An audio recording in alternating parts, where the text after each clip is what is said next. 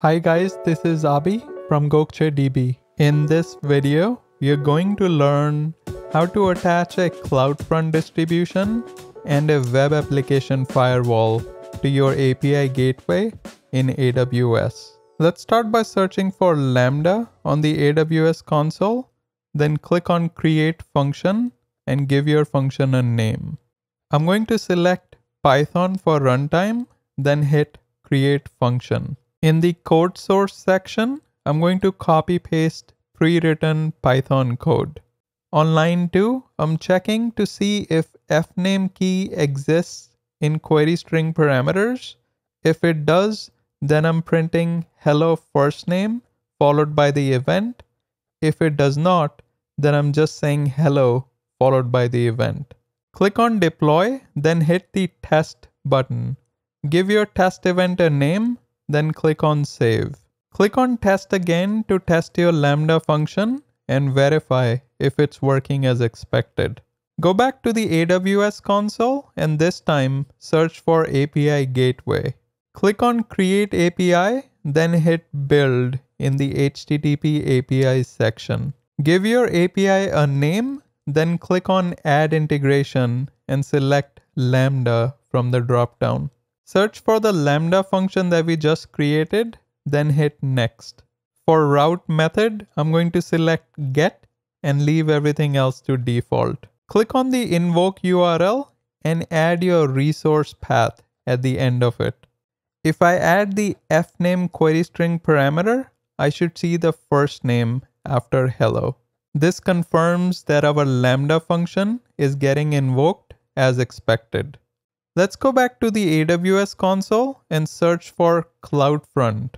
Click on Create Distribution and copy paste the API gateway's invoke URL to the origin domain text box. For protocol, I'm going to select HTTPS only, and for SSL, I'm going to select TLS version 1.2. I'm going to leave most of the remaining settings to default, then hit Create Distribution.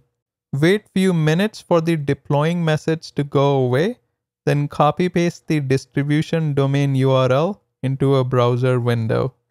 Add your resource path at the end of the URL to confirm that your Lambda function is getting invoked. Looks like our query string parameters are not being passed from the API gateway to the CloudFront distribution URL. To fix that, go back to the CloudFront window and click on Behaviors. Select the default behavior, then click on Edit. Scroll down to Cache Key and Origin Requests and select Legacy Cache Settings. Select All from the Query Strings dropdown, then hit Save.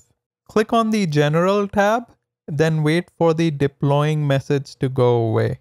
Refresh your URL with query string parameters to confirm whether our change worked as expected or not. Let's go back to the AWS console and search for WAF.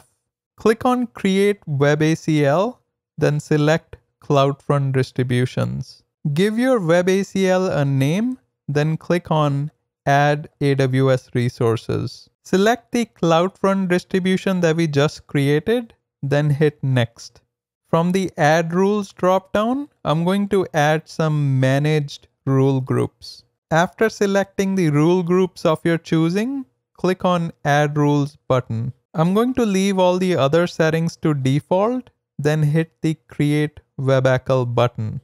Click on the name of the ACL that we just created, then navigate to the associated AWS Resources tab. Here, make sure you're connected to the right CloudFront distribution. You can also refresh your CloudFront window and confirm that the WAF link appears in the settings section as well. There you have it. Make sure you like, subscribe, and turn on the notification bell. Until next time.